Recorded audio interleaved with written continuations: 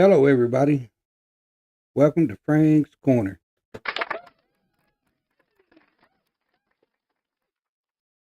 I'm probably going to apologize ahead of time because I'm going to have to read a whole lot. I didn't actually realize there was this much, there was this much actual stuff to actually talk about, but I have a lot that I'm going to need to read. I guess we'll start off with this Morman shooting, running into a church building and then shooting people and setting it on fire. They're pointing their finger at the left, but funny, I believe this one's the right. And I'm going to explain. It's either the right wing or this is something to do with Charlie Kirk. Don't worry. There is some kind of attachment to Charlie Kirk. And I'll kind of explain. If you look at the individual they blame for shooting Charlie Kirk, now I've seen some video that actually shows different. But if you look at the individual that they blame for shooting Charlie Kirk, he was Mormon. He was definitely a Mormon. He was raised in a Mormon environment, so it doesn't really shock me that they attacked the Mormon church because that's your right wing extremist. So, I thought I'd just touch bases on that since it's just something I read already. But now I want to go to the political violence, whether this is left or right.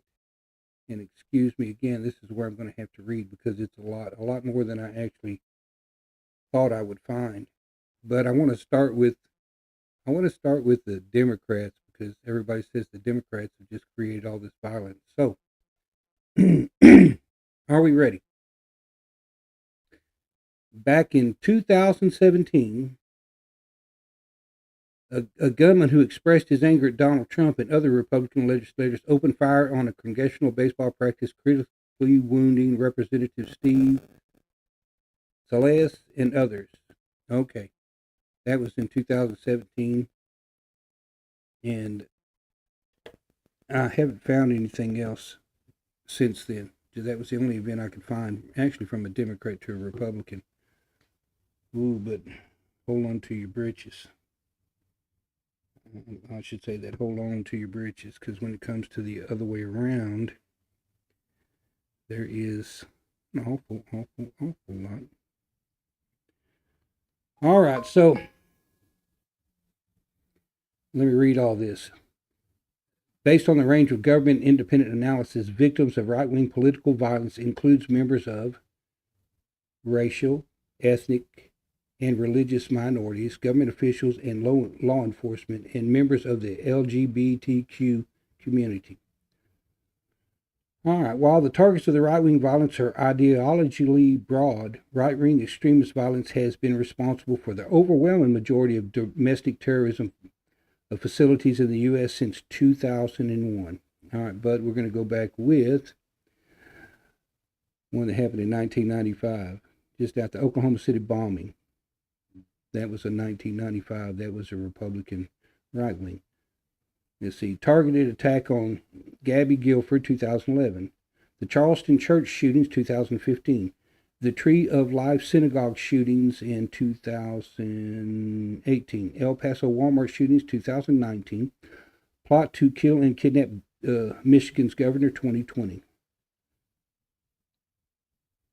Bogolu terrorist plot at the federal courthouse, 2020. The Bogolu terrorist killing of the federal officer in Oklahoma in 2020. Okay, are we ready? We're not done yet. We got some more. January 6th Capitol riot attack in 2021. Buffalo supermarket attack 2022. Attack on Paul Pelosi 2022. Attack on Charlie Kirk, and Trump spread baseless conspiracy theories, and Kirk telling any true patriot in San Francisco should go bail out the assailant. QQ shooting in 2022. Arson at the Democratic Pennsylvania governor's residence, 2024. Justin Moan decapitation of his father's live streaming it in 2024. Murder of law enforcement officer Dallas, Texas, in Lake County, Florida, 2004. Shooting at the ICE facility in 2025. And let's stop on this one because this one is The one I have on this one is they're trying to push this one to the left, but it's odd that no ICE officers were shot. The people that were shot were detainees. Does anybody understand where I'm coming from? So that was a detainee that did that. A detainee. So I found that one pretty interesting because they were shooting at detainees, not the federal officer.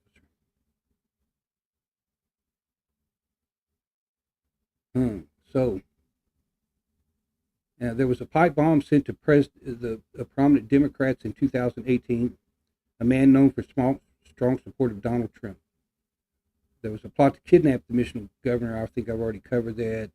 There was the 2017 Charlottesville Unite the Right, a rally. A man who identified as white supremacist neo-Nazi drove his car into a crowd of protesters, killing one person and injuring many others. I didn't cover that, but that's got covered now. So I found one for a Democrat, and I found all kinds of them that really are Republican right-wing linked attacks. And then how about this Mike Johnson, who delayed swearing in people so they couldn't actually vote on the Epstein files, because if he'd have swore them in, they would have voted to put them out, and he didn't want to put them out because anybody close to Trump don't really want that information coming out. I find that interesting in itself. But the research is what the research is. There's really nothing else I can say about it. I pretty much try to do all the research I can and make sure that I got as much information as possible out there. I'm sure I've missed a few, not really on the Democratic side, because I was really trying to dive into the Democratic side because they're always pointing that finger at the Democrats. So I really wanted to see if I could find more of Democratic violence versus Republican violence, but no, that's not how it worked out. It didn't work out that way at all.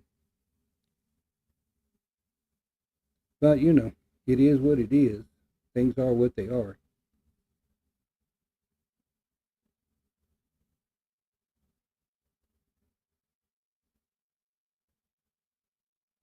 So I'll touch back on the Kirk shooting too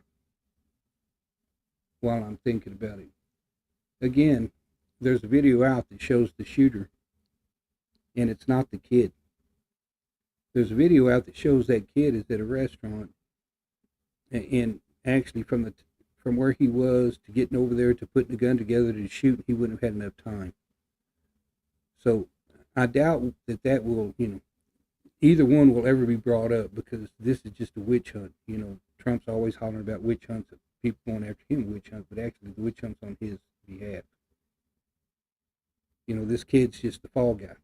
I will stand by what I said. I think his wife and Trump are involved in the killing of Kirk.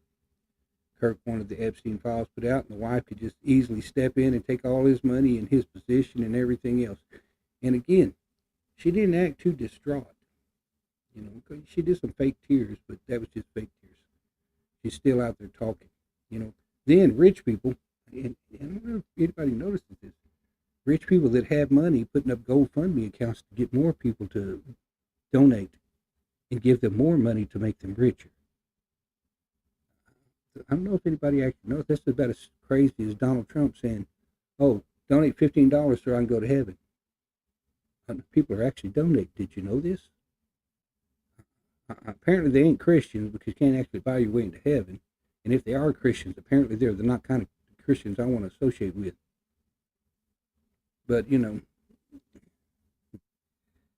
every day things are crazy. I see more and more crazy stuff every day. So what it really boils down to, again, if I'm being honest, and I'll flat back to this, I've mentioned it a few times, and I'll mention it again. If you have any religion in you, you'll understand that we're dealing with what Revelation's the end of days, and not because somebody said the rapture's coming. The Bible doesn't actually talk to a rapture. It does talk about taking the Christians off the earth before the Antichrist gets too crazy and starts doing crazy stuff to him. But it also talks about the fall of the United States. I'll say it again. It talks about the fall of democracy itself in specifics. It talks about the fall of Babylon, our grace, that area we held up here where we were helping the whole entire country, and now we have failed under Trump to where we're, Trump's going and telling everybody how much greater we are than they are, and this dude is a narcissistic asshat, is what he is, and he doesn't need to be in office. But what more can I say about that? It's I don't run the country, I'm just stuck in it right now while we go through this crap, and I'm I'm in amazement at the fact that these people are so funny, especially Trumpsters. I'm gonna say this again. I drive for a living. I carry people around. I carry a lot of people around. I ask people, what they think about Trump, etc., etc. What I usually don't classify is when I start asking people if they like Trump or don't like Trump, because I already know where their education level is. Just understand, I have a lot of college students. I pull them around. You get at a very occasional college student that supports Trump, but not very often. Then I get a lot of working class people here that will say they support Trump, and when I ask what their education level is, it's high school or no high school. Didn't even get that far. So I do understand, at the end of the day, the people that support Trump are the little to no educated.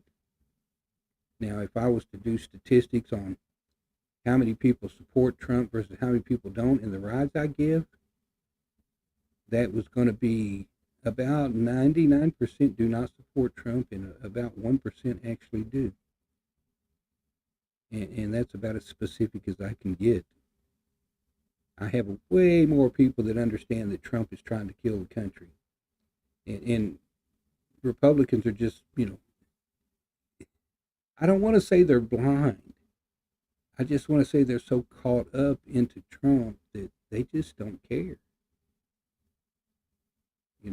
Because if you can't really see what the man is doing to the country, you've got a problem. J.D. Vance did admit the other day that groceries and gas have gone up.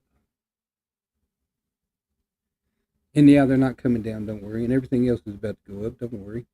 Tariffs are starting to take effect. You're going to see that trickle down to us because we're going to pay the tax. Anybody's got an education understands that tariffs not paid by the country that's sending it in. It's paid by the people that are buying it here. So. But I do like what Amazon wanted to do. Amazon, when they're selling stuff, they want to give you the price and then how much the tariff increased the cost that you have to pay. I think that's kind of cool. Why I find that cool is that is 100% truth of what you're spending your money on. Well, if the product was $20 and now it's $30, $10 is due to the tariff cost we have to pay now, because the companies are paying it, and then they're passing it on to us. This is how it works. I mean, if you don't understand how that works, I apologize, but that is how it works. This is also a supply and demand economy, so keep this in mind when food shortages and stuff coming across, and realize how the price of stuff's going to jump. But anyways, I think I've covered pretty much what I wanted to cover. I do appreciate if people will send me messages, ask me questions, or give me something to research. I'll be happy to look something up. But, this one I just wanted to answer specific questions. I took enough time to go back and look at stuff. I would almost say I'm kind of disappointed that the Republicans are pointing the fingers at the right wings, but I really couldn't find anything right wing to talk about except for that one event. And when some people go back and talk about how things bad were in 2017, especially these Republicans, I sure hope y'all remember that Trump was president in 2017. It's kind of funny because, when they talk about it, they have some other president in mind, and it turns out to be their president, so they're talking trash about their president until until you let them realize it's their president, and then they're mistaken. So that this is the Republican way. This is always going to be the Republican way. You lie, deny, deflect, point the finger in the other direction. They do that when they redirect stuff a lot. They'll redirect to the left wing. But it's always the right wing doing it. They'll just point the finger at the left wing. And of course, the right wing followers, when they say it's the left wing, of course they get on board with that train and they say, oh yeah, it's the left wing, without any proof. It's just because even if Donald Trump got out there and said it, because Donald Trump's speech at Kirk's funeral made it blatantly obvious to what he thinks about life when he sat there and said he's for vengeance. He's been doing it since day one when he got in the office. I don't think that that part's going to change, but it is what it is. But anyways, I do want to appreciate y'all coming out and watch my video. I really do deeply appreciate it. I hope everybody's having a good day. For those of you in Texas State, go Bobcats. I'll be on campus at some point or another. Y'all have yourselves a nice day. Peace out, and thanks for coming to Frank's Corner.